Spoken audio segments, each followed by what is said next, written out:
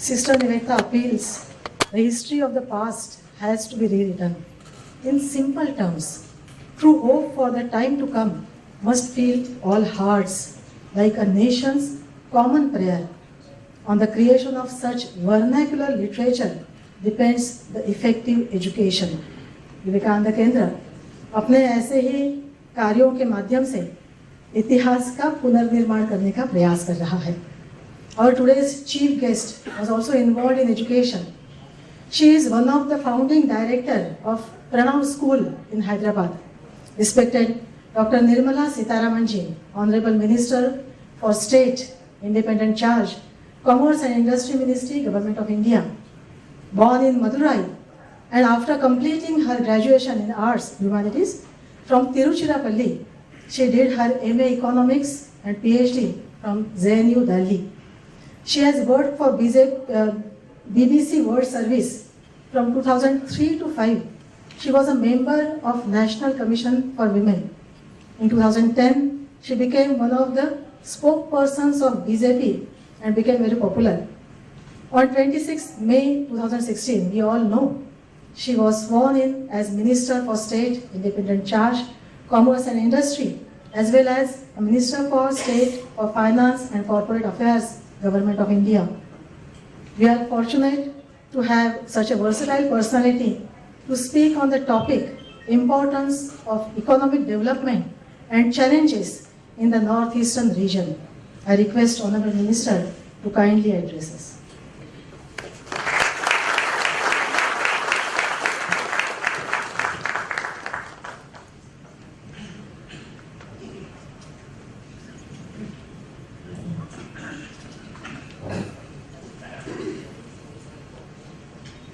Namaskar.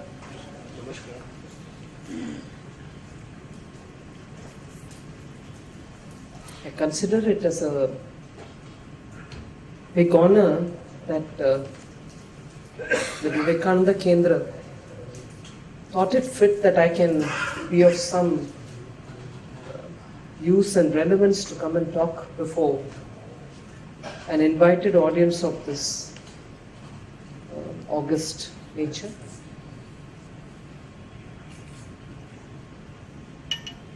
Born in Tamil Nadu, spent my childhood and up to my college in Tamil Nadu.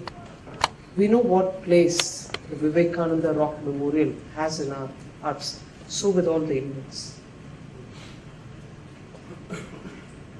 To be associated or to be part of the Vivekananda Kendra, therefore, has a special place of respect and regard for me. And therefore, I am overwhelmed and also humbled by this place that the Vivekananda Kendra has offered me. And I am very grateful to the organizers for having given me this opportunity to be with you and to talk on something which Manya Eknathji thought was his life's mission. Like many great people who are actually the foundation of this country, over the centuries, over the millennia, this country has always been built on the sacrifices of people who have been saintly, who had given their lives with no other intention but to keep this country intact. And they saw in this country a mother. It is such sacrifice, it is such sacrifice of such nature, and people of this kind of a sacrifice which has never been acknowledged sufficiently. Yes, partly, yes. However much you might acknowledge it, it's insufficient. So this is a country built on the sacrifices and on the vision of very common, simple people who led a simple life, but mind you, had such visionary image and perception of what this country can be. And therefore, from the Vedic ages, or Sanatan, people who have really sacrificed for the sake of this country are the ones on whose strength as we call in Tamil, tapas mahima, they have really made it possible for this country to remain where it is.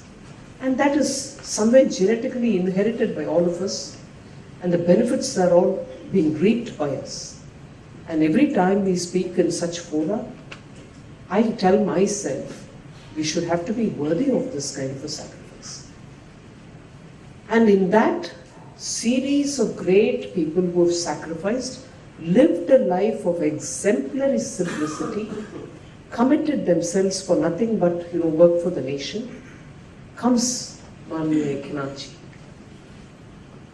And in his lifetime, the kind of uncertainties with which he worked, and there was no hope of any Jansangh or a BJP to give the political backing, political power, strength to him. But he worked with people of all kinds of ideological persuasion. In getting the Vivekananda Rock Memorial, it is absolutely worth our 1 minute's time at least to recall the kind of challenges that he faced, but he managed to get people around to his cause, in spite of the then Chief Minister and also the Union Education Minister not being in favor of this project. He worked with extremely, at the far end of the ideological spectrum, people belonging such as Basu, and the other end you had people of the right-wing ideologies. But he worked with all of them. And even when support did not come so overtly, he made sure that he campaigned with parliamentarians and made sure he brought together more than 300 MPs to say this has to happen, it is for national interest. So the art of possible is something which Eknathji teaches us. And that's what I think is very important. It is that art of possible, I think, and also the fact that he was such a perfectionist. And our Prime Minister, in November of 2014, while marking the birth centenary of Eknathji, did mention that he was such a perfectionist, nobody could ever match up to his expectations. And he drew, and he says, he has drawn inspiration from Manmaya Eknathji. So if Vivekananda Kendra has been essentially formed and with the entire, I wouldn't say leadership, it's undermining the idea that I want to convey, with that kind of spiritual sense, because the two things that I would identify with Eknathji is nationalism and spirituality. If he was able to combine the two and also form an institution, that should actually be seeping with that nationalism and spirituality. And that is why Vivekananda Kendra today has spread to about more than 22 states in the country and has more than about 850, I think, specific centers from where they are working. It could be a Balwadi, it could be a school, it could be a small center where culture is being, shared as a thought. But that kind of a spread could not have been achieved unless you had a nationalist, a spiritualist, somewhat a Muni who, led the organization. And that is why today what you see as the good work happening in Chai Bagan in Assam is essentially because of it. And he also made it a point, very interesting experiments that today are bearing fruits. I suppose that's also derived from the way that we Hindus had organized our society. People who retired didn't have to go to isolation and start feeling terrible about themselves. Oh, I was a productive member of the society till yesterday, but now it's my retirement. After this, I don't know what to do with myself. No, the society never left them like that. And so, when he planned about Vivekananda kendra, Eknathji didn't also think that they had no more role to play. In fact, he found that Vanaprasthis had a role to play. because they had experience, they had exposure, they had lifelong professional, achievements to, its ripened stage when they retired. So he wanted them back to come and contribute to the country. And therefore, they were also given a fantastic role. And I suppose the success of Vivekananda Kendra is because you were able to utilize that kind of a rich experience which most of the Vanaprasthis could give. And of course, you have full-time Vratis who are contributing their complete time, dedication, and commitment for the work that is happening in the Northeast. And Northeast requires it is no exaggeration. I know I'm expected to talk on India's economic development and then what is to happen in the Northeast, why it is important for it to happen in the Northeast also, and so on. But much before I even touch upon the topic, and as we saw what is happening in the Chai Bagans of Assam and what is happening in Arunachal Pradesh and many the other 6 states, I suppose, inclusive of Sikkim, I would first of all say, I think we have to have greater understanding of Northeast. I mean, whether you're talking of economic development from the point of view of giving them better roads, giving them better schools, giving them better health, you'll do all that. But do we really know how much more that we need to know about the Northeast? Economic development is all right, you give the road, but are you as a tourist going there? Are you being there to understand what it is that they also have in this country's? It's terrible to have to say they, us. I don't mean to say in that sense, but in the geographical sense. The number of times that each one of us would go to Banaras or Prayag or Allahabad or even to Gir, would we think in terms of going and spending a weekend in Kaziranga? Would we go to Parshuram Kund? And do we know that actually there is a group of people in Arunachal Pradesh who think Rukmani was their daughter? And I know I'm risking it because I'm talking in Maharashtra, where people from Nagpur and the area Vidarbha think that Rukmani is their daughter, but pardon me. Arunachal has one whole group, Mishmis, Idu Mishmis, who think Rukmani is their daughter. And even today, recalling that particular episode when Krishna wanted to, cut his hair off of the brother of Rukmani, the Mishmis have a way in which they cut their hair, even today. Of course, the older generation does it far more with sincerity, but the younger generation is moving. And Malini Than is a place in Arunachal Pradesh where it is believed that Shiva and Parvati had a beautiful garden where Rukmani and Krishna went to get themselves married. Repent and Papa Vimochan happened for him in that Parshuram Kund. Now we call it Parshuram Kund, but that's where the river Rohit comes. So first of all, even if tourism or even if spiritual link is not something attractive to some of us, at least go for the wonderful oranges, skinos and pineapple which grows in Meghalaya, Mizoram. The wonderful bamboo that grows there. The nature, which is such a blessing in the Northeast, pure, fresh air. Rivers don't look like rivers. Me coming from the peninsular India, river looks like the sea. Brahmaputra looks to me like Samundar.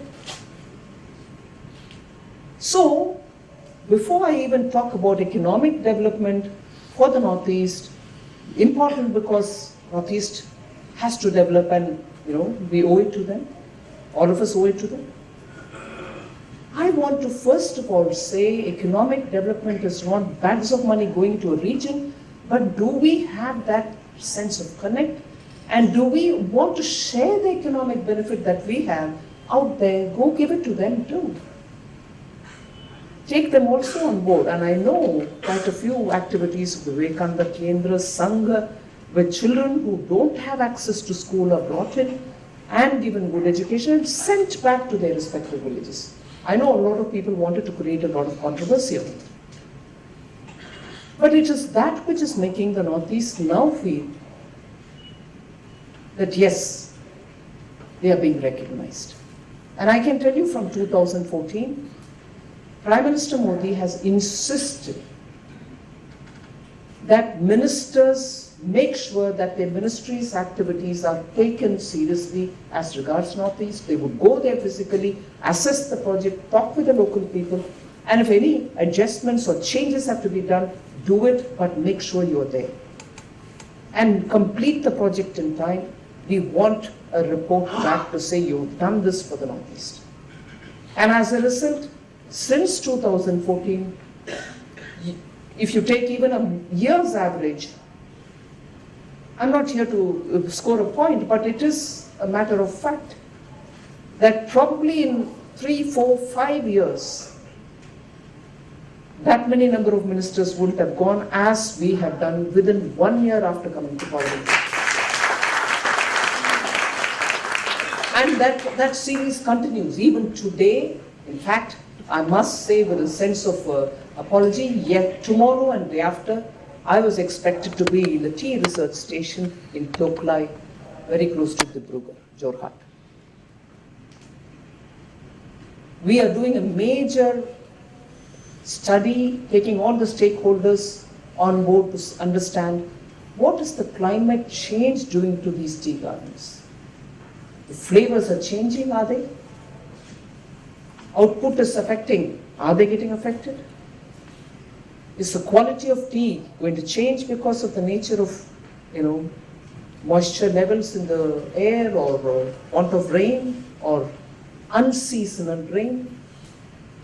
So we are, tomorrow and day after, the ministry is going to be spending time to understand from Toklai, talking to all the stakeholders, what's happening to these tea gardens. So, in the Northeast, there's ever so much to do. But I would put it as 3 important things which will explain what ultimately can crystallize into economic development.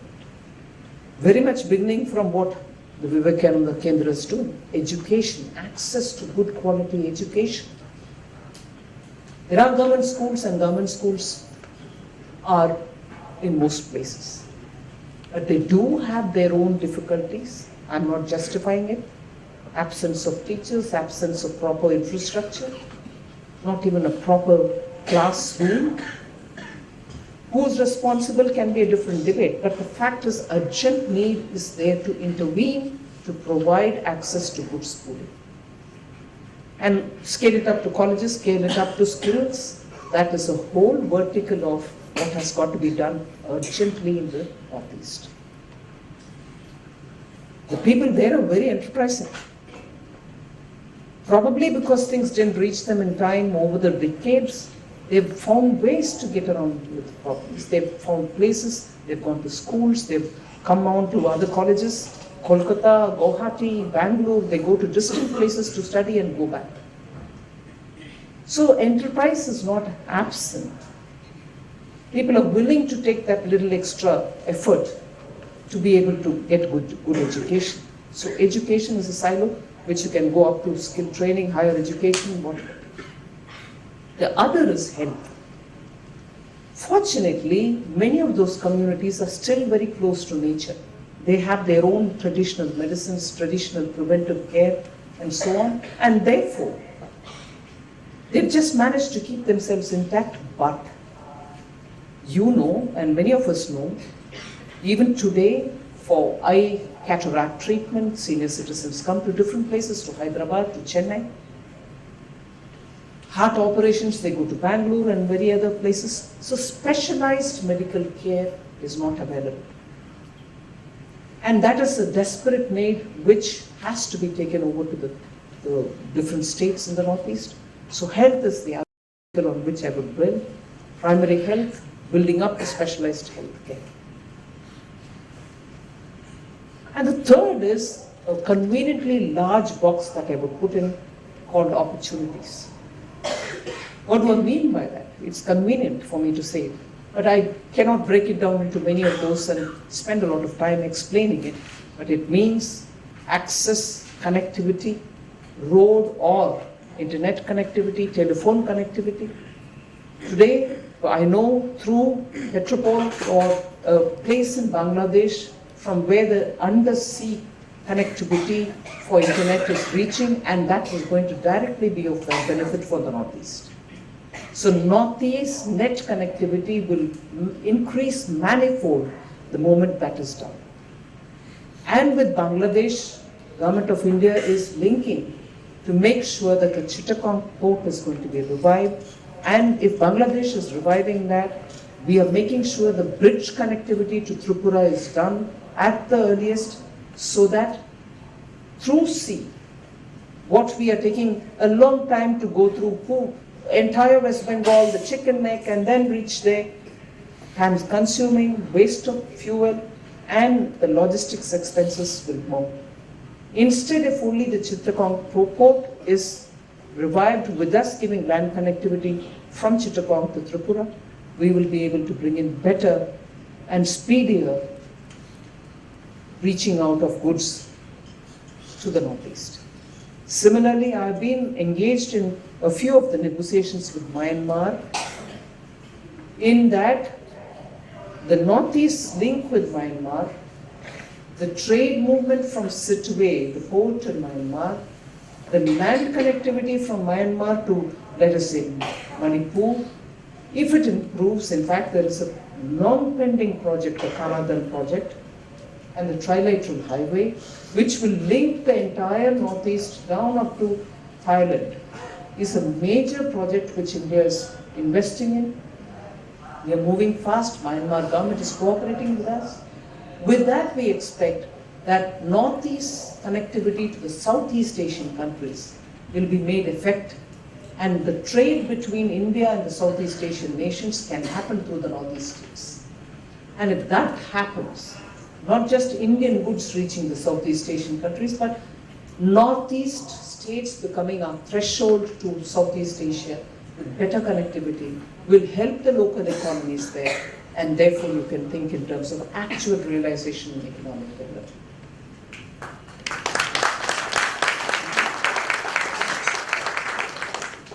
Many border hearts have been opened.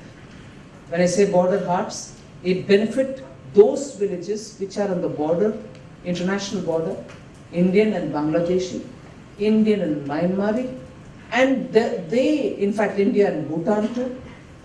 These border hearts have really helped the local economies in that instead of us reaching out to those villages with goods and services, the local produce, which are much wanted by both the communities, get sold in those areas. Currencies of both the countries can be used. There is, of course, a ceiling to which each individual can buy and sell on a day, and that is applicable every day. These border hearts have become great points of economic activity, having ripple effect within those areas. We probably had 3 done between India and at Tripura with Bangladesh. Now there's demand for more. Similarly, in Manipur, we are trying to open one. There is one existing in Moreh, but we want to expand it and make it much more viable and make it far more vibrant with a lot of activities. There are a lot of land customs stations which are also being built, so that when goods move from the international border into the country, these land customs stations can be the receiving points, and from there they can be dispersed to the various parts of the country. More than anything else, I think the natural resources of the Northeast will have to be absolutely optimally utilized for the benefit of that region. There's been a scaling up on hydroelectric project from, say, Sikkim or in Arunachal Pradesh, but that has its own local repercussions. But if these projects have an impact on the local economy, the cooperation from the local citizens would be far more.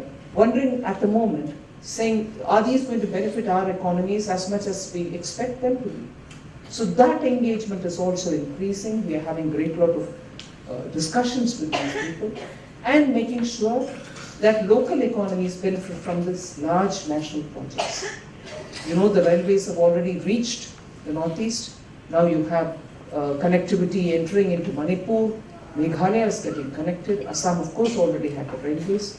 So every state, at least till their Rajdhanis, will be clearly connected by the railways for cheaper, more efficient and regular movement of goods. You know what happened in Manipur because of the blockade. We do not want situations where landlocked states are being put to difficulty because of local political issues. They will get redressed, and I'm happy that the Manipur government has gone to the extent on the day they were sworn in to make sure that the blockade is removed. But if only you had other means of transport reaching these states, such dependence on just one mode of transport and as an after effect suffering because of blockades will not be the case. So there's a lot of engagement happening. More important than what really sort of attracts me dealing with commerce is the kind of organic produce which the Northeast is able to produce. Sikkim declared itself completely an organic state. Anything that they produce, it's a matter of envy. For me, I wish any one of our states here could go that far. They've shown what a state can do if they have the conviction. Sikkim declaring itself as completely organic. And imagine the kind of black cardamoms which grow there, the spices which grow there, the tea which comes from Sikkim. They can fetch fantastic price in the international market, which is good for the farmer. And therefore, if you're talking of economic development, it's not always you going with a bag full of currency and saying, all right, I'm going to do it. They are showing you the way. They are showing you the way, and also, therefore, if we don't even facilitate that, what economic development are we talking about? Similarly, Arunachal Pradesh, ginger, pineapple, the kind of produce they produce of international quality, kiwi, the fruits which come there, quinoa. The moment you touch it, you know that it comes from a soil which is so good, rich, not exploited, just optimally used. So the wealth of the Northeast, the economically sustainable way in which Northeast people themselves are dealing with their environment are lessons for us to learn. Whether it's use of water, whether it's use of land, whether it is using some land for some. I've heard arguments from people who say, oh, the jhum cultivation, where they burn the fields and then move from that field to something else. They hold it against many of the states in the Northeast. But not true. The black rice from Manipur, it's impossible to obtain that quality of rice from anywhere else. But do we care to buy it? Completely organic.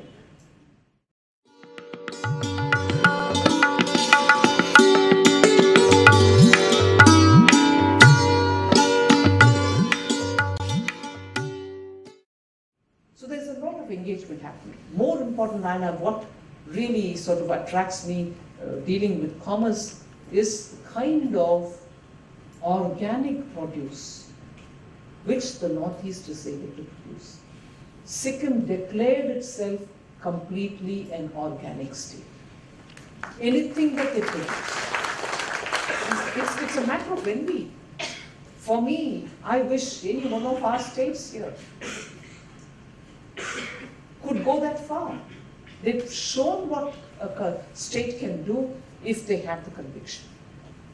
Sikkim declaring itself as completely organic.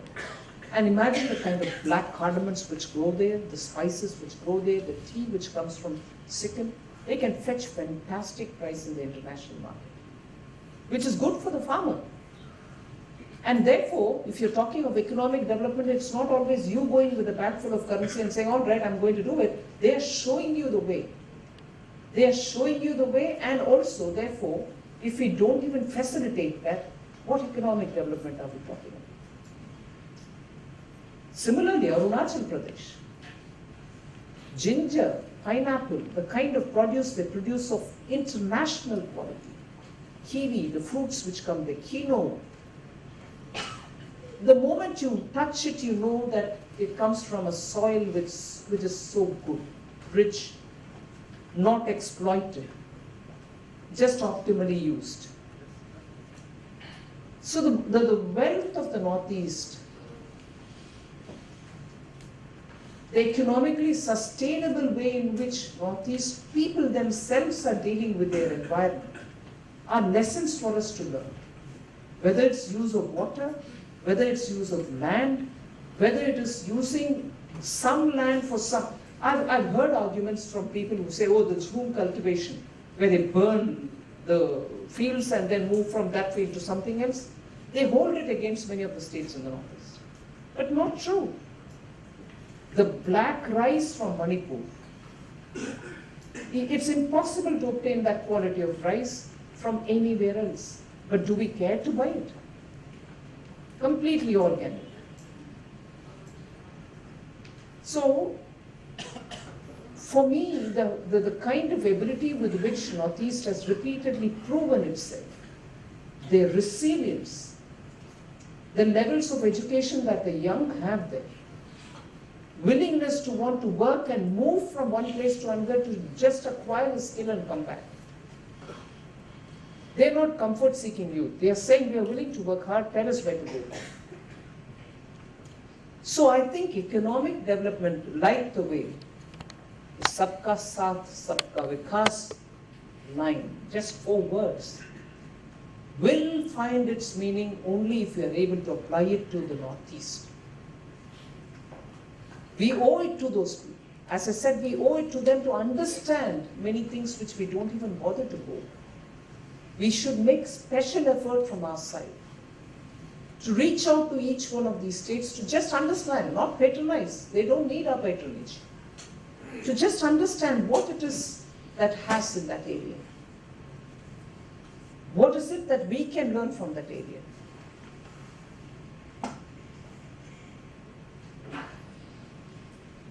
Sometimes I feel very belittled when I have to buy every piece of a cloth which I use from a shop. I may not have been born in a weaver's community, but most women in the Northeast weave their own. They can make their clothes and they can happily wear it, and they give it to you when they go. And I feel, oh my God, I can't even do a hanky. Do I have to necessarily do it? No, not necessarily. But what is it that I do for myself? The skills are there, alive even today, without holding an excuse. The skills are being nurtured. The patronage which people give to those people with such skills is amazing. You might think, what do I do with a chadar and mekla? Can I wear it every day? No, but that's what they wear every day and they're happy producing it for themselves. Do we? We pick up the most economically unsustainable materials and say it's easy to maintain, so I'm going to wear it. But the moment you discard that sari, it's going to take 300 years to decay, decompose. It's going to lie there. You may do any number of recycling exercise, but it is 300 years for it to decay. So there are messages from the Northeast which I do not want to miss out on. The community being together, I think many of us, all our communities had this. There would be some temple festival, all of us would come and join in it, pull the rath, be together, then after the arti is over, go back, take the prasad as the evenings, whatever. Is it possible for us to imagine to go back to that? We've distanced ourselves. But no, not in the Northeast. Even today, there may be anybody in Government of India or they may be the Chief Minister of that area. He would get down to be with his people to dance around, sit and talk around, go back to some villageman's house, be at par with them, have a good discussion and go back. I happily look for some of us to do that with our own communities. I'm purposely highlighting certain virtues which I want to remind ourselves to lead that kind of life. A life which is closer to the reality, a life which is closer to the ground realities of the area. We've really cut ourselves out in the name of becoming urban. We are not close to nature, we are not close to our cultural values, we are not close to what our grandparents did. I don't do many of the things which my grandparents did, but which I orally narrate to my daughter. But why is it not possible to be at least doing some of them? I'm not saying we'll go back in time, but those are the very values with which I've had the strength in me. The video that we saw in providing education to children mentioned what it does to them, gives self-confidence. Yes, education gives self-confidence, no doubt about it. But education is not what you acquire only in schools. Education most often is what you have acquired from your families. Formal education happens in schools, but I'm sure, particularly in Maharashtra, where I'm sure all these are values about which a lot of churning has happened. I've in Tamil Nadu learned from Marathi literature, of course translated. The culture exists here to churn, saying, hey, but let's go back. What is valuable to us? And that's done without making much of a noise in most of the states in Northeast. Do we recognize that? Do we learn from it? How many of their literature have even entered into our schools, entered into our lives? They also had absolute great share in our freedom fight. In driving away the colonial rule, in many of the parts of them, Britishers could not even set foot. But from them, did we know about those heroes and heroines? Do we have any narration in our schools and books? Many of us probably had heard about them for the first time because in Sanghas, there are programs in the morning when you talk about Prarthana, you have names of the Northeastern war heroes and also freedom fighters being added in. Otherwise, we've not even had it mentioned in our school books. So the system has not been framed in India in such a way that you know as much about the Northeast as you would know about any other part of the country. So as I would want to say, the government will have to spend time, money, resources, go there and really do the seva to get work done, which has not been done in the last 50, 60 years. I think all of us will have to commit ourselves to say, right, I'll go with my family to one state in the Northeast, at least once in 2 or 3 years. Choose the place. How many of us would know anything to do with Nagaland? What's about Nagaland? When the Naga Accord about which all of us talk, infiltration, problems or blockade, we talk about it. But actually, how much do we know about it? So I'm harping on this point that as much economic development has to happen in the Northeast so that they contribute as we all contribute towards the national GDP.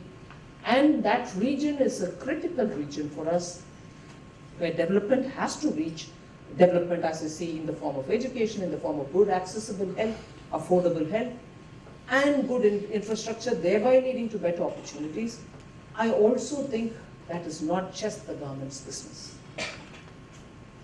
It is as much all our business because we have to familiarize ourselves. We have to spend some of our time and money there and be able to absorb some of those truths into our lives. The community bonding which the village offers in many of those, because the Schedule 6 recognizes it, Schedule 8 recognizes some others, the hold that the community head person would have of his entire village is admirable even today, however diluted it is. And with that, certain practices exist. I will only narrate one thing which is an extreme example to take, but it is worthy to take it. When I was a member of the National Commission for Women, there was this whole anxiety that liquor is devastating families. People are, even the poorest of the poor are spending their wages in buying liquor, and as a result of which, the money which actually should go into the family kitty, majority goes into drinking, and therefore the woman and the house is probably either earning something and therefore her money runs the house, or she's waiting for that little pittance after drinking which the man would give him. So there was this whole thing of, go around the whole country, see what's happening, which are the best ways. And the Indian-made foreign liquor, IMFL as they call it, was playing havoc in the health of people because that wasn't conducive at all for the health. Whereas people from the south would say, toddy from palm trees was less harmful. If indeed people will have to drink, please ask them to drink that rather than go for IMFL. So all this charcha was going on in the Women's Commission. We were wondering how society itself can play a role in making sure this habit is curtailed. If not, you really can't remove it because many states have tried prohibition and it hadn't really paid off. Either because the governments wanted money or because it was just impossible to implement a good prohibition. One of the things with the Northeast states, when we went over to see, was it didn't lead to rampant, uncontrolled drinking. It also didn't lead to harassment or violence in the house. And therefore we were wondering, what is the difference? Why is it that the very opposites are happening in some states where money is being completely thrown away for drinks, their health is getting affected, money is not coming into the kitchen. At the same time, women are being treated very badly after the drunken man comes in. The reason why I'm taking this example is how even today communities have a way of keeping its members together with certain value systems. We've lost that. In the Northeast, in particular areas where we went, men drink in the evening. And who serves them and where do they drink? They don't go into a bar, they don't go into a dedicated, as we say, kaddu kadai. They don't go into these, horrible sheds in which somebody goes on pouring you the liquor and you drink. No. Nor do they take this stealthy little 1/4 of a bottle back home. They sit together in front of one person's house. That tomorrow it may be in a different person's house, but in the yard. And the woman of the house would serve the drink. And because it was a community in which everybody knew one another, most women knew which man could hold his drink and which couldn't. So she would pretend as if she's pouring the drink, and to the others she would definitely do give them the drink. And here it was probably a drop, and the next round came another drop, not top of the glass. So when you talk to these women, they said, this is how we maintain it. And if we think that the fellow is really already getting out of hand, 2 of our own men would sort of hold him, quietly talk him, and then take him to his house, leave him there and come back. So solve the problem. The next day they would go to some other house, but everybody knew everybody else, so this practice would go on. So everybody drank, but nobody was feeling. And even in the house, when they go back, no thrashing one another. Whereas what has happened to us? The point that I'm making about how we have far removed ourselves from our traditional practices. Whether it is your village festivities, whether it's your family's certain value systems, whether it's your own kul, wherein you had some kind of a give and take, we've removed ourselves conveniently in the name of urbanization so much that we are not able to, have a hold over our own people, whereas Northeast still manages it. I would like to, for most of us who think, poor Northeast, we need to do this. I think we are poor. We need to learn all this from them. So economic development is not something which we can talk in isolation. The society has to rise for itself. The society has to remember what are the things which for time immemorial has kept us together. What are those virtues which you want to give your young? Can you really be so cut off from everything that eventually nobody has a hold over anybody? Hold in the sense not control, but influence. I have a great admiration for artists, for sheer these kind of things.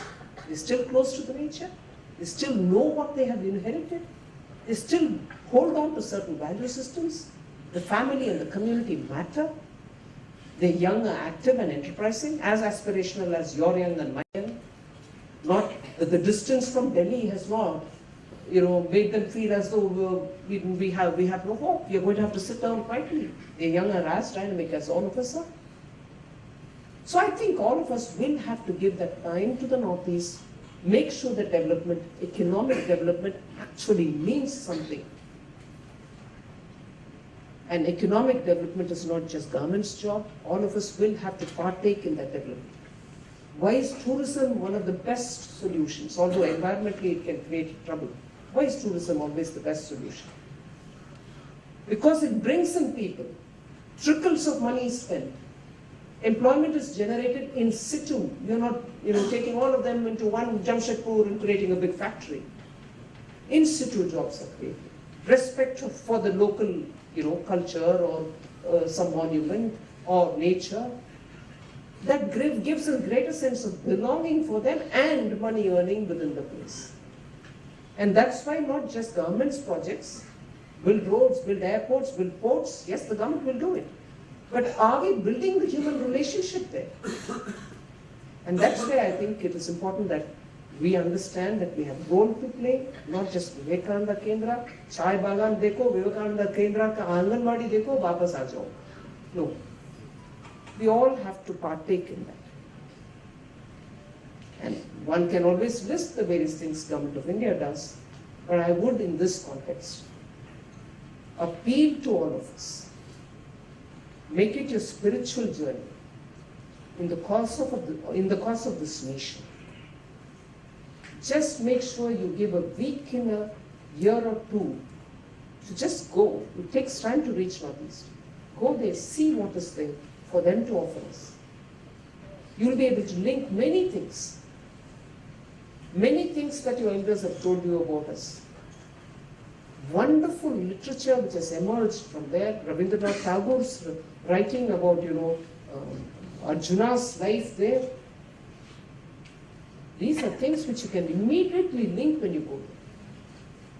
Please do the joy of strengthening yourself by going to the Northeast. Contribute to the economic well-being. There are institutions like Vivekananda Kendra which is doing wonderful real-time service. But the more we move around, the more the bond will be stronger. With that said, thank you for giving me this opportunity.